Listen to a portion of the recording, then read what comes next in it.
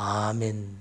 오늘 이 말씀으로 대적의 위협을 극복하는 방법이란 제목으로 하나님 말씀 전가하도록 하겠습니다. 우리가 일을 할 때 큰 일일수록 또 뜻깊은 일일수록 그 일을 성취하기가 어렵습니다. 조그만 일들은 그냥 하면 되지만은 정말 중요한 일은 하기가 굉장히 어렵습니다. 하물며 어두운 이 세상 속에서 우리가 하나님의 일을 이루려 함에 있어서 그 어려움이야 이를 말할 수가 없죠. 사실 하나님의 일은 사단이 방해하기 때문에 굉장히 진행하기도 어렵습니다. 그러나 기억해야 될 사실은 하나님이 기뻐하시는 일은 반드시 이루어진다는 겁니다. 왜냐하면 하나님이 함께 하시면서 도우시기 때문에. 그래서 우리는 중간에 이게 되겠나, 어떻게 이 일이 진행될 것인가 염려하는 모든 것을 하나님께 맡기고 기도하는 것이 중요합니다. 하나님의 일을 이루어 드리려고 하는 뜨거운 열정, 또 뒤로 물러서지 않으려는 최선의 노력을 기울일 때 반드시 아름다운 열매를 맺게 해 주실 것입니다. 그러나 하나님의 일을 할 때는 굉장한 방해가 있습니다. 사단은 끝까지 하지 못하도록 방해합니다. 사단이 방해할 때는 온갖 가지 수법을 다 동원하지만은 오늘 느헤미야 4장에서 보면은 이 방해의 수법 몇 가지를 우리에게 보여줍니다. 먼저 4장 1절에 보니까 산발랏이 우리가 성을 건축한다 함을 듣고 크게 분노하여 유다 사람들을 비웃으며, 이 분노하고 비웃는 방법을 사용합니다. 하나님의 일을 하려고 하면요, 하지 못하도록 막 화를 냅니다. 화를 내고 또 비웃고 그게 되겠나? 어떻게 그런 일들이 가능할 것인가? 그러면서 끊임없이 방해합니다. 하나님의 일을 못하도록 사단은 계속해서 그렇게 하죠. 뿐만 아니라 2절 3절에 보니까 부정하고 미혹합니다. 2절에 자기 형제들과 사마리아 군대 앞에서 일러 말하되 이 미약한 유다 사람들이 하는 일이 무엇인가? 스스로 견고하게 하려는가? 제사를 드리려는가? 하루의 일을 마치려는가? 불탄 돌을 흙 무더기에서 다시 일으키려 하는가 하고 암몬 사람 도비아는 곁에 섰다가 이르되 그들이 건축하는 돌 성벽은 여우가 올라가도 곧 무너지리라 하더라. 이 일이 안 된다. 부정해버립니다. 그리고 옆에서 자꾸 엉뚱한 소리해서 못하도록 그렇게 미혹하죠. 사단의 공격은 집요합니다. 우리의 마음을 무너뜨리려고 그렇게 하는 것이죠. 그런데 사단은 혼자 공격하지 아니하고 무리를 지어 공격합니다. 7절 8절에 보니까 산발랏과 도비아와 아라비아 사람들과 암몬 사람들과 아스돗 사람들이 예루살렘 성이 중수되어 그 허물어진 틈이 메꾸어져 간다 함을 듣고 심히 분노하여 다 함께 꾀하기를 예루살렘으로 가서 치고 그곳을 요란하게 하자 하기로, 한 사람이 아니라 여러 사람들이 떼를 지어서 공격하죠. 악한 일에는 무리를 지어서 공격합니다. 혼자 하면 감당할 수 있지만은 여러 명이 떼를 지으면 그냥 낙심하기 쉽죠. 결국 10절부터 11절, 12절에 보면은 낙심하여 시리에 빠져있는 유다 사람들의 모습을 보여줍니다. 그냥 계속해서 공격을 받다 보면은 사람의 마음이 저절로 나도 모르게 확 무너져 내립니다. 나 못하겠다. 나 도무지 이 일을 감당하지 못하겠다. 그런 생각이 드는 겁니다. 그러나 이런 일이 있을 때 성도들은 반드시 기억해야 될 사실은 성도는 틀림없이 승리한다는 겁니다. 왜냐하면 하나님께서 하시는 일이기 때문에 내 힘으로 하는 일 같으면 실패할 수도 있습니다. 그러나 하나님이 하는 일이기 때문에 승리하게 되는 겁니다. 그 승리하는 비결이 뭔지 아십니까? 느헤미야는 전체적으로 우리에게 그 그림을 보여주는데 2장 1절부터 5절까지 보면 느헤미야가 품고 있는 그 소망이 그 일을 이룬다는 겁니다. 여러분, 소망하는 것은 대단히 중요합니다. 하나님 앞에 비전을 그리고 내가 이 일을 하게 될 것이라는 것을 소망하게 될 때 하나님의 역사는 틀림없이 진행됩니다. 여러분, 소망을 버리면 안 됩니다. 하나님께서 우리에게 주신 그 비전, 꿈을 끝까지 꾸고 나아가는 겁니다. 그럴 때 반드시 이루어집니다. 뿐만 아니라 느헤미야는 하나님께 끊임없이 간구합니다. 4장 4절 5절에 보면 그럴 때도 하나님 앞에 기도하잖아요. 이런 어려움과 사단이 힘을 빼는 전략이 있어도 언제나 하나님께 간구하는 느헤미야의 모습을 봅니다.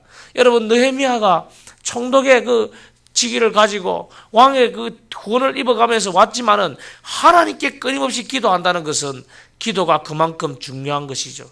우리가 하나님께 기도할 때에 승리합니다. 인간의 힘이 아니라 하나님의 능력으로 하기 때문에 승리할 수밖에 없습니다. 그러나 느헤미야는 기도만 하고 앉아있는 사람이 아니었습니다. 대비책을 세웠죠. 4장 9절에 보니까 자지 않고 파수하고 있습니다. 우리가 우리 하나님께 기도하며 그들로 말미암아 파수꾼을 두어 주야로 방비하는데 기도와 병행해서 자지 않고 파수하고 지키는 일들을 했다는 겁니다. 우리는 흔히 기도만 하고 머무를 때가 많습니다. 그냥 기도만 하자 그렇게 말할 때도 많이 있습니다. 그러나 동시에 우리가 자지 않고 파수하는 일, 노력하는 일도 병행하는 것입니다.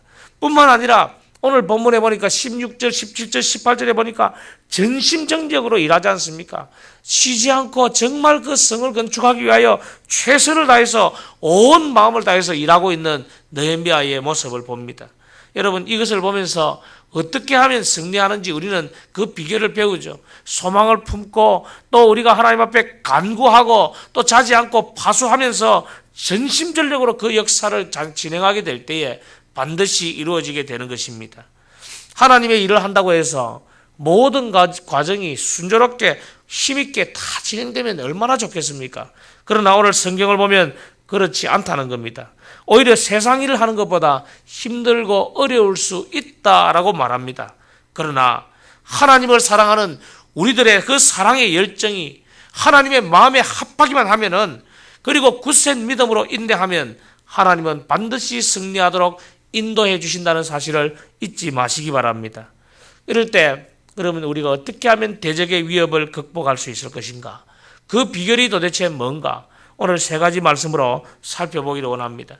첫 번째는 기도로 마음을 강하게 해야 됩니다. 우리가 하나님께 기도하면 하나님이 우리의 기도를 들으십니다. 기도하면 할수록 우리가 하나님의 마음을 느끼고 마음이 강해집니다. 여러분, 사람들은 불안해하잖아요. 다들 불안이 있습니다. 아이고, 이거 어떡해, 이 잘못되면 어떡해, 그런 마음이 있어요. 그런 마음을 강하게 만드는 유일한 방법이 기도하는 겁니다. 여러분, 상담을 하면요, 그 상담할 때 상담을 해주는 사람이 내담자를 편안하게 만들어주고 힘있게 만들어주면 돌아가면서 얼마나 기분 좋아요. 점 보는 게 그렇잖아요. 점치러 가보면은, 여러분 가보지는 않겠지만은, 가보면 그 점쟁이들이 말 한마디 한마디 해주는 것이 좋은 말 해주면 그거 기분 좋게 와서 하루를 살고 한 달을 살고 그런다니까요. 더 중요한 것은 하나님이 우리 마음속에 믿음의 확신을 줄 때 그리스도인들은 그게 필요한 거예요. 그래서 기도하는 겁니다. 우리가 기도할 때 하나님이 우리의 마음을 강하게 해줍니다. 하나님께서 강하게 해주시면은 담대해지잖아요. 그래서 기도하는 것이죠. 우리가 하나님 앞에 나와서 기도할 때마다 하나님이 우리의 기도를 들으시고 하나님의 마음을 느낄 수 있고 우리의 마음을 강하게 해주는 그 은혜를 맛볼 수 있다는 겁니다. 다음으로 기도만 하고 머물러 있는 것이 아니라 전쟁에 대비해야 된다는 겁니다. 전쟁에 대비함으로써 성벽 재건이 계속됩니다. 절반은 성벽을 재건하고 절반은 갑옷 입고 무기를 들고 있는 모습이 오늘 보여지는 본문의 모습입니다. 한 손에는 일을 하고 한 손에는 병기를 잡고 전투 준비와 일을 같이 병행하고 있는 그런 유대인들의 모습을 봅니다. 철저하게 경계하고 자기에게 주어진 일에 최선을 다하는 것, 그것이 바로 대적의 위협을 극복하는 방법입니다. 여러분 삶의 현장에서 최선을 다해서 일해야 됩니다. 그것이 바로 하나님이 기뻐하시는 일이죠. 한 손에는 일을 하고 한 손에는 병기를 잡고 그렇게 할 때 하나님께서 이 모든 상황을 아시고 그 상황을 이끌어 주시는 겁니다. 우리가 막 그냥 앉아서 가만히 그냥 하나님 앞에 기도만 하고 있으면은 그냥 역사가 이루어질 것 같지만은 그렇지 않고 하나님은 우리의 기도가 삶의 현장으로 연결되기를 원하십니다. 내가 잘 살고 싶다 하면 열심히 일을 해야죠. 그냥 가만히 앉아서 하나님 잘 되게 해 주시옵소서. 내가 관계를 더 좋게 만들고 싶다면은 우리가 하나님 앞에 기도할 뿐만 아니라 그 사람을 찾아가서 화해해야 되겠죠. 그냥 가만히 앉아서 그 사람이 찾아오게 만들어 주옵소서. 그렇게 하면 안 된다는 겁니다. 아이들이 공부할 때도 마찬가지잖아요. 공부 잘하게 해달라고 앉아서 계속 책상머리에서 기도만 하고 있는 것이 아니라 직접 공부해야 되지 않습니까? 바로 이 두 가지를 병행하는 겁니다. 우리의 삶 속에서 하나님이 기뻐하시는 일을 병행하면서 기도할 때 놀라운 역사가 일어나는 겁니다. 그러나 무엇보다도 더 중요한 것은 하나님이 우리를 위해 싸우실 것을 믿어야 됩니다. 20절에 보십시오. 너희는 어디서든지 나팔 소리를 듣거든 그리로 모여서 우리에게로 나오라. 우리 하나님이 우리를 위하여 싸우시리라 하였느니라. 여기에 보면 하나님이 우리를 위해 싸우실 것을 믿고 있는 모습 아닙니까? 나팔 소리가 들리면 어디에 있든지 모여서 전쟁에 나아가야 됩니다. 그러나 여기서 가장 중요한 것이 뭐냐면 반드시 확신해야 되는 것이 하나님이 우리를 위해 싸운다는 믿음이 있어야 된다는 겁니다. 여러분, 하나님이 우리를 위해 싸우십니다. 다른 사람을 위해 싸우는 것이 아니라, 다른 환경을 위해 싸우는 것이 아니라 여러분을 위해서 하나님이 싸우신다. 그러면 승리는 우리 것이죠. 반드시 승리에 이루어진다는 겁니다. 여러분, 요즘 우리의 힘을 빼는 사단의 공격이 얼마나 거셉니까? 참 우리 마음을 무너지게 하는 일들이 얼마나 많습니까? 이대로 한다고 나중에 노후가 보장될 것 같나? 그런 이야기를 하면서 속삭이고, 또 너희들의 자녀를 이대로 한다고 잘 키울 수 있을 것 같아. 그렇게 해서 공부시켜서 될 것 같아. 뭐 온갖 이야기들이 계속해서 사단이 우리를 미혹하고 유혹하는 모습 아닙니까? 그렇게 신앙생활을 한다고 해서 뭐 천국이 보장될 것 같아. 온갖 유혹과 미혹들이 많지만은 하나님이 그 대적의 위협을 극복하는 방법을 이미 성경에 다 써주셨습니다. 기도하라. 기도하면서 일을 병행하라. 뿐만 아니라 하나님이 싸우실 것을 믿어라. 하나님이 오늘도 우리에게 들려주고 있습니다.